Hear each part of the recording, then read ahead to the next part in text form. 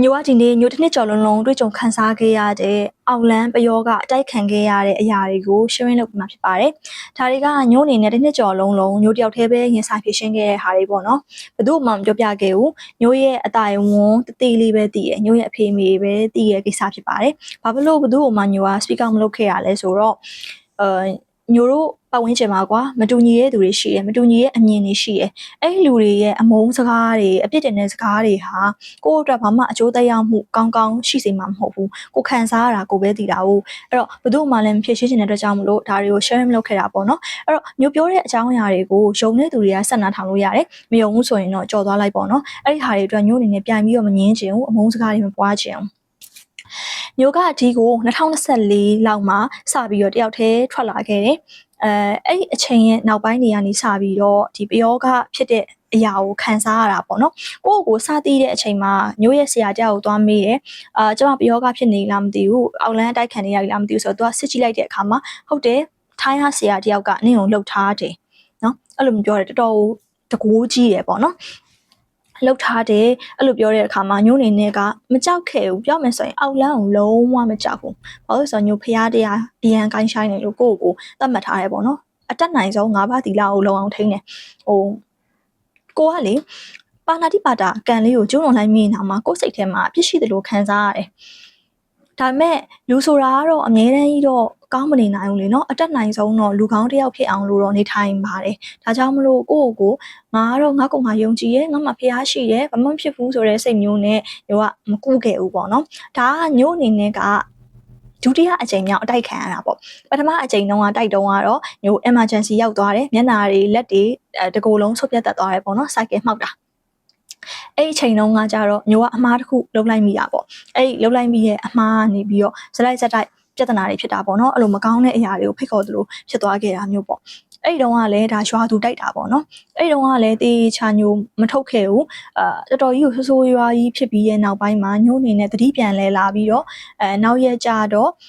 အဲ့ရာကနေနိုးတဲ့အချိန်မှာညိုရဲ့ဒီ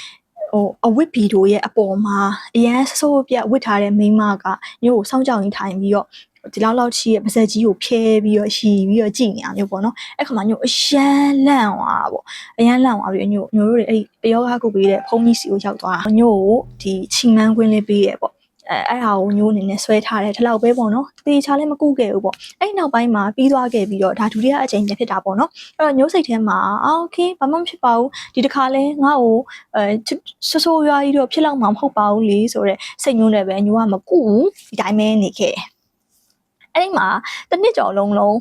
းတေးအောင်ခံရတာစက္ကန့်မလက်နာနေသည်ဆိုတာမျိုးပေါ့နော်ဒီအတွင်းထဲမှာအမြဲတမ်းပူနေပြီးတော့မီးကြည့်ခဲကြီးတစ်ခုကိုမျိုးချထားတယ်လို့မျိုးခံစားရတယ်အရန်ကိုပူလောင်တဲ့ဝေဒနာကိုခံစားရတယ်ဘာစားဘာတောက်အမြဲတမ်းပြန်အန်ထွက်တယ်အိတ်တဲ့အခါကျရင်အိမ်မဆိုးတွေအရန်မှတ်တာနေ့စဉ်ရက်ဆက်မှတ်တဲ့အိမ်မဆိုးတွေပေါ့ဘယ်လိုမျိုးတွေလဲဆိုတော့ဝင်ကဘာထဲရောက်နေတာအမြဲတမ်းဝင်ကဘာတွေကတနေရာနဲ့တနေရာမတူတခြားတနေရာတစ်ခုကိုကိုကကောင်းမွန်သွားခဲ့ရင်တော့မှလေအဲ့ဒီဟာနောက်ပိုင်းကျရင်မကောင်းတော့စိုးတဲ့နေရာဖြစ်သွားအဲ့လိုပုံစံလေးနော်အဲ့ဒါအမြဲတမ်းဖြစ်တယ်ဘယ်တော့မှအဲ့နေရာကနေမထွက်နိုင်အောင်အဲ့လိုဝင်ကဘာထဲကိုရောက်တယ်ပြီးတော့ကိုချစ်ခင်ရတဲ့သူတွေကိုမိစ္ဆာတွေကစားတောက်တဲ့ပုံစံမျိုးတွေအစားခံရတယ်တေဝါတယ်အဲ့ဒါတွေကိုအမြဲတမ်းမှတ်တယ်နော်အမေတို့ညီမတို့အိမ်မက်ထဲမှာအမြဲတမ်းပါတယ်ပေါ့နော်ပြီးရင်နောက်တစ်ခုကကြတော့ညိုကအမဲသားရှောင်းတယ်အမဲသားရှောင်းတော့အဲ့ဒီအမြဲတမ်းသားစိမ်း၅စိမ်းတန်းကိုရောက်တယ်အဲ့သားစိမ်း၅စိမ်းတန်းကနေလည်းဘယ်တော့မှပြန်ထွက်လို့မရအောင်သားစိမ်း၅စိမ်းတန်းရောက်တဲ့အခါကျရင်လည်းအရင်ကညစ်ပတ်ပြီးတော့စုပ်ပြတ်ပြီးတော့ကြောက်စရာကောင်းတဲ့နေရာကြီးတွေကိုသွားရတယ်ပြီးရင်ညို့ရဲ့အမေတို့ညို့ချစ်ရတဲ့သူတို့တယောက်ယောက်ဟန်ဆောင်ပြီးတော့ညို့အမြဲတမ်းအဲ့အသားအစိမ်းတွေကိုအတင်းကျွေးတယ်အဲ့လိုမျိုးနော်အဲ့ဒါတွေကိုညို့ရဲ့စိတ်ထဲမှာကျတော့ရှင်စရာကြီးရှင်မှုကောင်းလိုက်တာအဲ့လိုမျိုးခံစားရတာမျိုးညို့အနေနဲ့ကတော့ဘယ်တော့မှတစ်ခါမှသူတို့ကြွေးတဲ့ဟာတွေကိုအိမ်မက်ထဲမှာမစားခဲ့ဘူးဘာလို့ဆိုညို့ကတတိကတ်ထားတာကွာငါတော့အိမ်မက်ထဲရောက်နေပြီဆိုပြီးတော့အဲ့လိုမျိုးကိုယ့်ရဲ့စိတ်ကတတိကတ်နေတာပေါ့နော်ပြောမယ်ဆိုရင်အိမ်နေနဲ့လေမအိပ်ဘူးလို့ခံစားနေရတာမျိုးဘေးကဟာတွေကိုအမြဲတမ်းမြင်နေရတာမျိုးပေါ့နော်ကိုယ့်အနေနဲ့ထားလို့မရဘူးဘလူးစီးသလိုခံစားချက်မျိုးပေါ့အဲ့ဒါမျိုးကလည်းအမြဲတမ်းဖြစ်တယ်ပြီးရင်ရုတ်တရက်နိုးလာပြီဆိုရင်ကိုယ့်ရဲ့ကပ်ပုတ် တပ်ပုတ်ရဲ့အပေါ်မှာကြောင်အမဲရောင်ထိုင်ပြီးတော့ညို့ကိုပြူးပြီးတော့စိုက်ကြည့်နေရမျိုးเนาะတစ်ခါလေကြာရင်ညို့ရဲ့ခြေရင်းမှာအရက်ရှည်ကြီးနဲ့မဲမဲကြီးတစ်ခုကစိုက်ကြည့်နေရမျိုးဒီအိတ်နေရဲဆိုရင်အိတ်တာရဲ့ဘေးနားမှာအဲ့လိုရှည်ရှည်ကြီးเนาะလူပုံစံဟာကြီးကအဲ့လိုမျိုးညို့ကြည့်နေရမျိုးအဲ့လိုမျိုးတွေပေါ့နော်အဲ့ခါကြာရင်ညို့ကတယောက်တည်းဆိုတော့စိတ်တွေကကြောက်တယ်ဒါပေမဲ့ဘာမှမဖြစ်ဘူးငါမှဖျားရှိတယ်ဆိုပြီးတော့အဲ့လိုမျိုးဥပနာတန်တီကျန်းတို့ဘာတို့ဖွင့်ပြီးတော့အမြဲတမ်းအိတ်တာဆရာတော်ဖျားကြီးတွေရဲ့တုတ်တန်တွေကိုပေါ့နော်ဖွင့်ပြီးတော့အိတ်တာဒါမျိုးတွေကတော့အမြဲတမ်းလုပ်တယ်ဒါပေမဲ့အဲ့လိုမျိုးအိတ်ပြီးဆိုရင်အိတ်ပြောတယ်မဖွင့်လိုက်မိရဲ့နေ့ဆိုရင်အိတ်ပြဿနာရှိတယ်အဲ့လိုမျိုးအမြဲတမ်းဖြစ်တာပေါ့နော်ပြီးတော့နောက်ထပ်ထူးခြားတဲ့အချက်တွေကကြတော့ supplement တွေညို့ကအမြဲတမ်းနားထောင်လေးရှိရယ်ခါချဲတို့ဘာတို့ရဲ့ supplement တွေနားထောင်တယ်အဲ့ဒီခါမှာခါလီကြရင်ညို့တို့နှစ်ကုံတို့နှစ်စန်းတရက်နေ့တို့မှာလောက်ရတဲ့ဟာတွေရှိရလीเนาะအဲ့ဒီဟာတွေကကြတော့အိမ်ကို cleansing လုပ်တာမျိုးအဲ့လို cleansing လုပ်တဲ့ process တွေလုပ်တာမျိုးတွေပြီးရင် mantra တွေရှုတာမျိုးတို့ supplement တွေဖွင့်တာမျိုးတို့ဆိုရင်အဲ့ဒါတွေပိတ်ကြတာညိုလည်းဘာမလုပ်ဘဲနဲ့အဲ့ဒါတွေကဘလို့မှဖွင့်လို့မရဘူးပိတ်ကြတဲ့ဟာတွေမျိုးတွေပေါ့နော်အဲ့ဒါမျိုးတွေလည်းခဏဖြစ်တယ်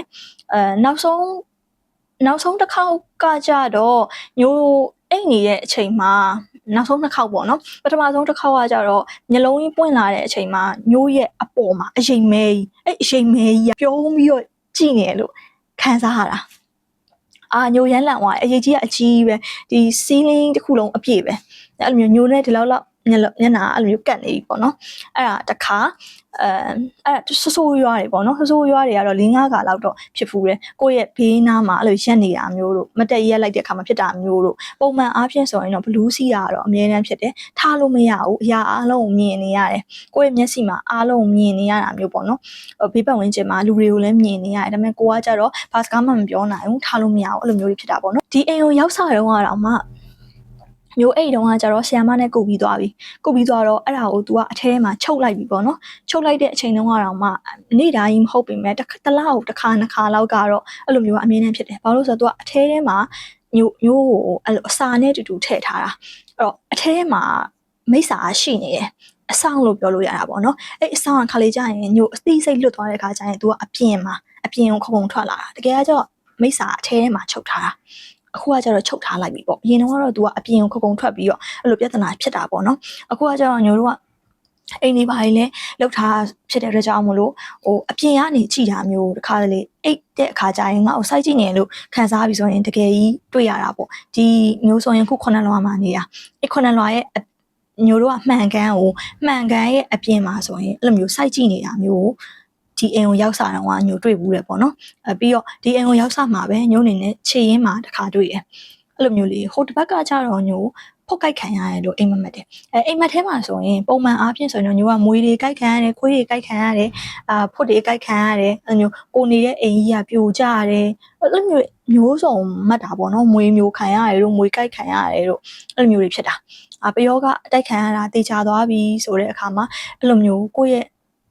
ခေါင်းရင်းမှာစက်ခနဲလန့်လို့တဲ့အချိန်မှာအဆိုးဆုံးခံစားချက်ပေါ့နော်အရင်တစ်ခေါက်အတိုက်ခံထားသလိုခံစားချက်မျိုးကြီး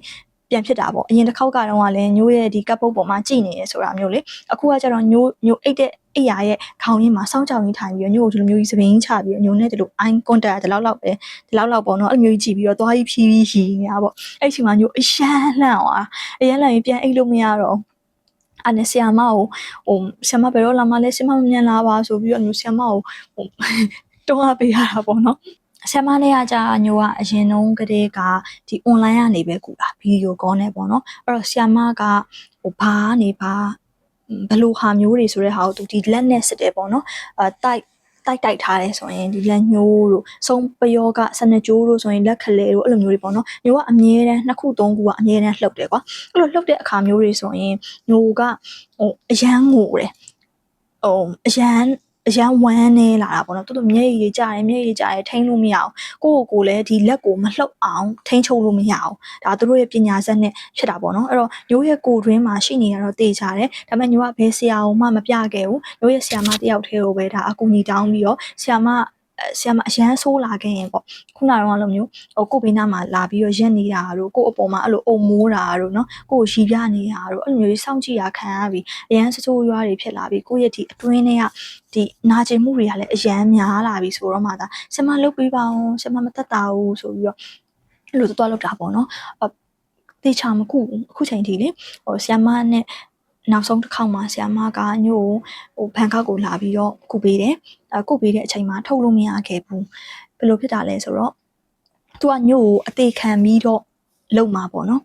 ်ဘသူလုံတယ်ဆိုတာလည်းမပြောဘူးဘာချောင်းလုံတယ်ဆိုတာလည်းမပြောဘူးအဲ့ဒီအိမ်ထဲမှာပဲသူကပတ်ပြေးနေတာပတ်ပြေးပြီးတော့သူပူလို့ပေါ့ကွယ်သူ့ကိုအဲ့လိုမျိုးရေမျိုးကိုကြတော့ရေမန်းနေဆေးတော်တွေတိုက်တော့လေသူအကိုတွေကနေထွက်လာပြီးတော့အဲ့အခန်းထဲမှာပတ်ပြေးနေတာကိုဆရာတွေအကုန်လုံးကတော့မြင်ရတာပေါ့နော်ညိုကတော့ငိုတာပေါ့ငိုရဲလက်တွေတုံနေတကူလုံးတုံနေအဲ့ဒါတွေကထိန်းချုပ်လို့မရဘူးပေါ့နော်အဲ့လိုမျိုးကြီးတွေဖြစ်တာပေါ့ဒါပေမဲ့ထုတ်လို့မရခဲ့ဘူးသူအစာတဲကိုအပင်းထည့်ပြီးတော့ညို့လှုပ်ထားတာပေါ့နော်ဘယ်ကနေဘလို့စလဲဆိုတော့ညို့လည်းမသိဘူးကွာဒီလားဘလို့လှုပ်လိုက်လဲဆိုတော့ညို့လည်းမသိဘူးညို့ရဲ့အဖေတွေမိတွေကိုမကျေနပ်လို့ညို့ကိုလှုပ်တာလို့ပဲသိရတယ်ပေါ့နော်အခုချိန်ထိထုတ်လို့မရအောင်အဲ့ဒီဟာလေသူအသေးခံပြီးတော့လှုပ်သွားမှာညို့ကိုလည်းသူကအသေးသက်ဖို့ရည်ရွယ်ချက်ပေါ့နော်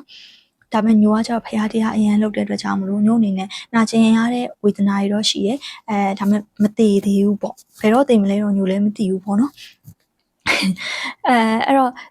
ဒီ creature ကတော့ညို့အထဲထဲမှာရှိနေတော့မယ်အဲ့သူထည့်ထားတဲ့အဆောင်ကိုဆေးတော်တွေနဲ့ချုပ်ထားတာပေါ့တကယ်ပြအောင်ကူဖို့ကကြတော့မြန်မာနိုင်ငံကိုပြန်ပြီးတော့ကုမရမှာအဲ့ဒါကြတော့ညို့တို့ကခက်ခဲနေသေးတော့ညိုကအခုချိန်ထိဒါဒီလိုစကားမျိုးတွေပြောပြီးဆိုရင်လေညို့ရဲ့အရန်ဆိုင်နေရအရန်တည်တာရယ်ကွာဒီဗီဒီယိုဆိုရင်ဒါဒုတိယတစ်ခေါက်ပြန်ရိုက်တာခုနကတော့တစ်ခေါက်ဆိုရင်စကားတွေကလေမိုက်ဖွင့်ထားရတဲ့နဲ့လေမိုက်ကအကောင်းကြီးကိုတချို့အပိုင်းတွေကပါမလာတာမျိုးတွေနော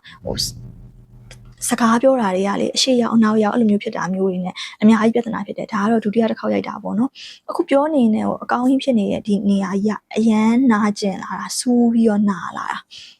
အဲ့ဒါလည်းအမြဲတမ်းဖြစ်တယ်ဆေးရုံဆေးကန်းတွေကိုသွားတယ်လုံးဝရှာမတွေ့ဘူးပေါ့နော်ယောဂရှာမတွေ့ဘူးဆေးမှတ်တမ်းတွေအများကြီးပဲရှိတယ်ဒီကြောက်ကလေးကနေပြီးတော့ဘန်ကောက်ဆေးရုံပြတာအခေါက်20လောက်ရှိပြီCT scan တွေလည်းရိုက်ပြီးသွားပြီ ultrasound တွေလည်းရိုက်ပြီးသွားပြီเนาะဘာမှမရှိဘူးဒါပေမဲ့အဲ့အရာတွေကအခုချိန်ထိနာနေတော့မယ်ဒီခါလေး sometimes နာတယ်ပေါ့နော်ဆေးတွေတောက်ထားတာဆိုတော့ဆေးတော်တွေတောက်ထားတာဆိုတော့အဲ့လိုမျိုးတော့ရှိနေရပေါ့နော်အဲ့တော့ညပြောချင်တာကတကယ်လို့ကိုကအတိုက်ခံနေရတယ်ပြောကတိုက်ခံနေရတယ်အောက်လန်းဖြစ်နေရလို့ခံစားနေရတယ်ဆိုရင်အကိုတို့မတို့စီမှာဒီလိုမျိုးအချက်လက်တွေရှိလားပေါ့အိမ်မဆိုးတွေမှတ်လားเนาะပြီးတော့ကိုခံစားရတဲ့ယောဂဝေဒနာတွေရှိလားဘိုက်ထဲမှာအမြဲတမ်းပူနေတယ်အစာမဝင်ဘူးဝင်တာနဲ့ပြန်ပြီးတော့အန်ထွက်တယ်အဲ့လိုမျိုးတွေခံစားရမျိုးတွေရှိလားဒါမျိုးတွေအမြဲတမ်းမေးဖြစ်တယ်ပေါ့နော်ဘာအိမ်မက်တွေမှတ်လဲခွေးကြိုက်ခံရလားမွေးကြိုက်ခံရလားဒါမျိုးတွေမှတ်လားဆိုတာမျိုးလေးတွေပေါ်မှာမူတည်ပြီးတော့ကိုယ့်ဘာသာကိုစဉ်းစားဆုံးဖြတ်ကြပါအောင်လန်းတိုက်ခံရတယ်ဆိုတာလေအကုန်လုံးတော်တော်များညို့စီကိုလာမင်းရင်လေအောင်လန်းတိုက်ခံရလားဆိုရင်မိကုန်းအရန်မေးကြတယ်ကွာတကယ်အဲ့လောက်ထိလွယ်ကူမနေဘူးเนาะတကယ်တိုက်ခံရရင်လေတိလောက်အောင်ခံရတာ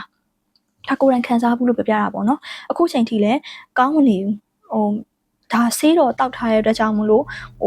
့နည်းနည်းခံစားရတာတတဝါတယ်အဲ့လောက်ပဲရှိရပေါ့နော်တကယ်ကကျတော့အထဲထဲမှာမိစ္ဆာရှိနေသေးရဲ့အဆောင်ရှိနေသေးရဲ့ဒါကြောင့်မလို့သူ့အနေနဲ့ကိုယ်တတိလွတ်သွားတဲ့အခါhypnosis လိုမျိုးပေါ့နော်တတိလွတ်သွားတဲ့အချိန်အိတ်တဝက်နိုးတဝက်အခြေအနေတွေဆိုရင်ဒါကိုယ့်ရဲ့မြင်ရတာတို့เนาะဒါမျိုးတွေတစ်ခါလေကြာရင်ဖြစ်တယ်အမြဲတမ်းနေ့တိုင်းဝင်ကဘာကြီးတွေကိုရောက်နေရအိမ်မဆိုးတွေမတ်တာလို့ဒါမရှိတော့ဒါ2လတစ်ခါ3လတစ်ခါတော့မဟုတ်1လတစ်ခါလောက်ကတော့ယောဂါပြန်ပေါ်တာနာကျင်တာအဲ့ပြဿနာတွေကတော့အခုချိန်ထိရှိနေတော့မယ်ပေါ့နော်အဲ့တော့ဒါကတော့ညို့ရဲ့အတွေ့အကြုံလေးကို sharing လုပ်ပေးတာပါပယောဂဝင်တာတော်တော်ဆိုးတဲ့သူတွေလည်းရှိရပေါ့နော်ညိုကကြတော့တမီးမြင့်နာကျင်အောင်ခံစားရအောင်လုပ်ထားတာဖြစ်မှာပေါ့အစားဆိုတော့လေအထဲထဲမှာအစားနဲ့တူတူအဆောင်အောင်ထည့်လိုက်တာဆိုတော့အဲ့အဆောင်ကအမြဲတမ်းလို့အိမ်မဆိုးတွေမှတ်တာကိုအနေနဲ့တတိလွတ်သွားတဲ့အချိန်မျိုးတွေဆိုရင် तू ကထွက်လာပြီးတော့ကိုယ်စောင့်ကြည့်အားเนาะဒါမျိုးတွေကအမြဲတမ်းဖြစ်နေရပေါ့အောင်လန်းဆရာတွေကတော့သူတို့မှာတော့နောင်နာတရားဆိုတာမရှိဘူးသူတို့ကလှုပ်ချင်လို့လှုပ်တာဒီပညာနဲ့လူသက်ချင်လို့ကိုလှုပ်တာဒါသူတို့ရဲ့စိတ်ဆိုတော့လေ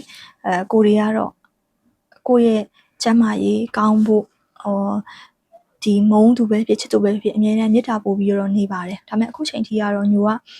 ဒီထက်မြင့်တဲ့ဆရာသမားတွေနဲ့လည်းညိုမကုဖြစ်လို့နေမှာပေါ့နော်ညိုအခုချိန်ထိမပြောက်သေးဘူးဒါခံနေရတော့မယ်ညိုအခုချိန်ထိအောင်လန်းပြောကအတိုက်ခံနေရတော့မယ်စီးတော်တွေတောက်ထားတဲ့အတွက်ကြောင့်မို့လို့ဒါညိုအနေနဲ့အခုလိုမျိုးပြန်ပြီးတော့အလုပ်တွေလုပ်နိုင်တာပြန်ပြီးတော့အဆင်ပြေတာပေါ့နော်တကယ်ကကျတော့2025တစ်နှစ်လုံးတရက်မပြတ်ခံခဲ့ရတာ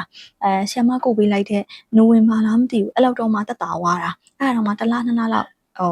ခံခဲ့ရသေးတယ်အဲ့တော့အခုတက်တာနေတာဘယ်လောက်မှမရှိသေးဘူးအဲ့တော့ညို့အနေနဲ့ညို့ကိုကြည့်နေတဲ့သူတွေဆိုရင်လည်းတွေ့မှာပါညို့2016ကျမှဗီဒီယိုလေးတွေပြန်ရိုက်နော်2025တစ်နှစ်လုံးညို့အနေနဲ့လုံးဝနားသွားတယ်ဆိုတာတကယ်ကိုဘာမှမလုပ်နိုင်တာပတ်စံရဖို့အတွက်ကိုယ့်ရဲ့ဝမ်းရေးအတွက်ဒါကိုအနေနဲ့ဒါလူတွေကိုကောင်ဆယ်လင်းနေ့တိုင်းဖုန်းခေါ်နဲ့ဒါ online နဲ့ဒါတွေကိုလုပ်ပြီးနေရတယ်ဆိုတာလေတကယ်ကကျတော့ညို့ကိုလာကြည့်လိုက်ညို့အဲ့ရပေါ်မှာအဲ့ရပေါ်ကြီးမှာပတ်လက်ကြီးလုပ်ပြီးတော့အညွှကြီးလောက်ရတာထိုင်လို့လည်းမရထားလို့လည်းမရအဲ့လိုနာကျင်မှုဝေဒနာတွေကိုချိန်လုံးနေ့ရက်တိုင်းခံစားနေခဲ့ရတာပေါ့နော်အဲ့ရင်လည်းဒုက္ခရောက်တယ်အနိုးနေရင်လည်းဒုက္ခရောက်တယ်အဲ့ဒီအချိန်လေးမှာကိုယ်အနေနဲ့ဖရားတရားလေးတွေလုပ်ရတယ်ကိုကူညီလို့ရတဲ့သူတွေကိုကူညီတယ်အဲ့လိုပုံစံမျိုးလေးနဲ့2025တစ်နှစ်တာကိုဖြတ်တန်းခဲ့ရတယ်ပေါ့နော်2026မှာတော့2025လိုမျိုးပဲကျမ်းမာရေးမဆိုးရပါစေနဲ့လို့ပဲဆုတောင်းမှာပေါ့နော်ဒီကျမ်းမာရေးမကောင်းမှသာ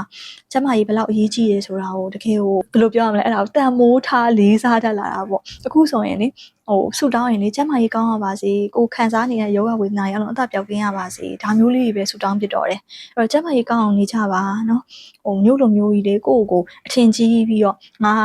ခံနိုင်ရရှိတယ်ဆိုပြီးတော့ပေးခံနေပဲနဲ့တကယ်လို့အော်လန်တိုက်ခံရတဲ့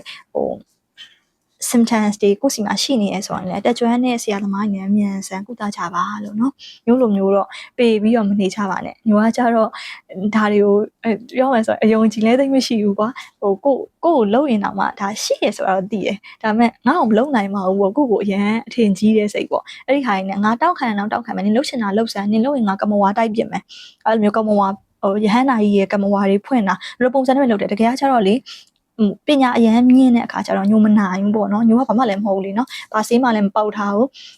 ဘာထက်လမ်းမှလည်းဝင်ထားဘူးဆိုတော့ညိုအနေနဲ့ဘာမှလုပ်လို့မရဘူးဆိုတော့ညိုရွေးလှိမ့်ခံရတာပေါ့နော်ညိုအနေနဲ့ကတော့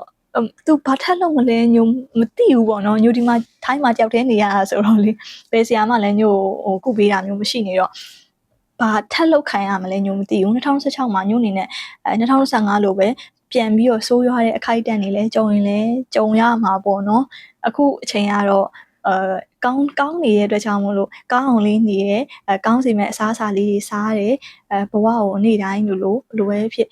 ကျန်းမာရေးမကောင်းခဲ့တဲ့အချိန်တွေရှိခဲ့တုန်းကတော့မှငါမှသုံးဆွဲစရာငွေကြေးတွေရှိနေသေးတယ်ဒီကျန်းမာရေးမကောင်းပေမဲ့ဒီငွေလေးတွေရှိနေသေးလို့ကိုပေးတဲ့ client တွေကိုကျေးဇူးတင်ပါတယ်ဒီလိုစိတ်လေးနဲ့ပဲ2025နှစ်တာကိုဖြတ်တန်းခဲ့တယ်2026မှာလည်းဒီလိုစိတ်နဲ့ပဲဖြတ်တန်းနေအောင်မှာပါ2026မှာတော့ကျန်းမာရေးကောင်းလာပြီဆိုတော့ညို့အနေနဲ့လုပ်ချင်တဲ့အရာတွေကတော့အများကြီးပေါ့ပို့ပြီးတော့ဗီဒီယိုလေးတွေ creation လုပ်မယ်နော်hosting လေးတွေထွက်နိုင်အောင်စူးစမ်းပေးမယ်စာလေးတွေလည်းဒါတောင်းဆိုထားကြတဲ့သူတွေအတွက်သင်နိုင်အောင်စူးစမ်းပေးမယ်အဲ့လိုမျိုး plan လေးတွေတော့အများကြီးချထားတာပေါ့ဒါပေမဲ့တကယ်လို့ဒါ2025လို့နေမကောင်းပြန်ဖြစ်သွားတယ်ဆိုရင်တော့ညိုလည်းဘာမှမတက်နိုင်ဘူးပေါ့နော်ခုလိုမျိုးညိုရဲ့ဗီဒီယိုအရှည်ကြီးကိုကြည့်ပြီးချတဲ့အတွက်ကြောင့်လည်းကျေးဇူးအများကြီးတင်ပါတယ်ဟုတ်ပါတာ